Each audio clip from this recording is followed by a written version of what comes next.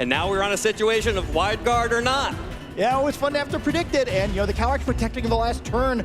Sometimes you just want to protect the wide guard here, but going to have to make a read. Also keep on, you mentioned the Grassy Glide from the Ogerpon before, but Rillaboom can do that too. So even though it's naturally the slowest Pokemon in the field, it has the option of attacking first, although we'll have to see if anything's weakened enough for that to be relevant. Here's the wide guard. Did Marco go for it, or just the single target? The Astral Barrage! Federico gets it right! No damage to either the Miraidon or the Lunala from that Astral Barrage. Can this Rillaboom make anything happen? There was no Dazzling Gleam, or there was no Grassy Glide. Dazzling Gleam picks up the KO onto Calyrex, and Rillaboom takes a little bit of a chunk. But this is going to be so hard for the Great Ape to break through. Miraidon, even though it's at such low health, will go down to this Wood Hammer, and the Lunala, however, has that Electric Seed boost to stall out this Rillaboom. Marco could opt at any moment switch in the Rillaboom or just use the existing grassy terrain to get the priority on the Grassy Glide onto this Urshifu, but using that terrestrialization, turning it into a ghost type means that it will no longer take super effective damage, and should this Zamazenta survive this double up, would not be able to deal any damage with a body press. There's the Grassy Glide dealing a little bit of damage into that terrestrialized Urshifu. Here are the Surging Strikes, 1, 2, and 3. Not quite enough to pick up the KO onto Zamazenta. But fortunately, it is not just the Urshifu on the field. Lunala is right here to help its buddy out and pick up that KO, bringing our count even. That's one big restricted Pokemon down, and also helps kind of create a situation for Federico here where maybe he can get closer to his desired endgame. Every option is available here where I think either Pokemon could feasibly switch out, could feasibly protect. We'll have to see what call these players are making. They told us this is going to be a matchup that was very based on making the right calls, and here's a really critical one in game one. Yeah, I think we're about to see some of that volatility right away. Terrestrialization used for the Calyrex on Marco Silva's side. Ogerpon says, look at me, I want to take these Surging Strikes, and it will only take 2 to knock that Pokemon out. Federico just kind of half a turn ahead, and Rillaboom's going to take this attack very well with its Assault Vest, but still hasn't broken the Shadow Shield on the Lunala. It might be just a little bit too weak. This is still going to hurt, but kind of a piddly amount of damage there. Might still need 2 more Wood Hammers, and the Grassy Terrain's going to heal both of these Pokemon, but with Lunala dealing so much more damage, Marco could be in a situation where he's in danger of losing to Federico for a 3rd time in a row. Well, there's another Moongeist Beam. Not enough to pick up the KO onto Rillaboom, but Rillaboom will do it himself with the Wood Hammer. That's big damage onto Lunala. There's the recoil from the Wood Hammer. Rillaboom goes down. Federico Camporesi takes game 1 over Marco Silva. This Zamazenta just sort of being a problem here with the wide guard, but we're going to see the Calyrex come in. So for now, we're going quick, just like at the beginning of game 1. Well, wide guard is so risky here because Marco only needs a Psychic into that Miraidon to pick up the KO.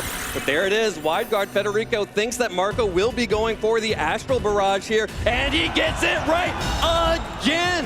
Federico knows exactly what Marco is thinking every time. No damage to the Lunala, no damage to the Miraidon, and that means Miraidon gets to swing this Electro Drift for free with the Electric Terrain into Calyrex. Ring the bell, 1-hit KO for Calyrex. Marco could easily just go for a Spiky Shield and a Protect here. Stall out another turn, just sort of see what Federico wants to do, but it's going to be the Terrestrialization from the Ursaluna. Ursaluna cannot hang out as a normal ground type against the Ogerpon and the Zamazenta. We'll have to terrestrialize into the ghost type Spooky Lunar Bear for everyone here as Ogerpon protects with the Spiky Shield, and that's also going to be a headlong rush right into it. No Protect coming out from the Zamazenta, however. That leaves it open to an attack from this Lunala. There it is! It's the Moongeist Beam. Marco giving up the Zamazenta here after the critical hit. That Pokemon will go down. That means that only Rillaboom or the 4th Pokemon, which you have to assume is the Calyrex at this point, can come out. And that's really scary when you still have multiple turns of Trick Room available for this Ursaluna and Lunala. This is looking bad. I mean, even ignoring the speed advantage now, how do you deal with this Incineroar going to resist all of the attacks left in this game? Both the Calyrex and the Ogerpon going to struggle to damage this. And hey, you can't even really focus it down, right? That Lunala is still scary, and there's still an Ursaluna, one of the scariest Pokemon in this format, with the full turns of Trick Room to potentially take advantage of here. Looking bleak for Marco, and it looks like Federico could once again defeat him. This looks like checkmate. The combination of the Dark type Incineroar next to Wide Guard on Lunala means that this Calyrex can't do anything to Incineroar. It is untouchable in this position, and it is free to go for whatever it wants to do. Calyrex knows it can't do anything right now. It's going to protect itself while Lunala covers for an offensive attack from that Calyrex. That means it's all about Incineroar. Knock off to Hearthflame Ogerpon. That Pokemon is now down and out. And with just Calyrex under Trick Room and 3 Pokemon, Federico Camporesi is going to defeat Marco Silva once again. Nothing he can do here now. What an excellent set by both players, but the Trick Room mode able to work this time. Didn't work in game 2. We'll see the Terastallization. Marco not giving up, doing everything he can to keep himself in this game. This will allow him to survive a knockoff, but there's still no path to actually damaging this Incineroar. Yeah, here is the one thing you can hope for is that Federico makes a mistake and goes on the offensive with this Lunala using Moongeist Beam to stop very effective damage onto that Pokemon, but Federico doesn't. He goes for the Moonblast. Federico Camporesi is your 2025 North America International Champion.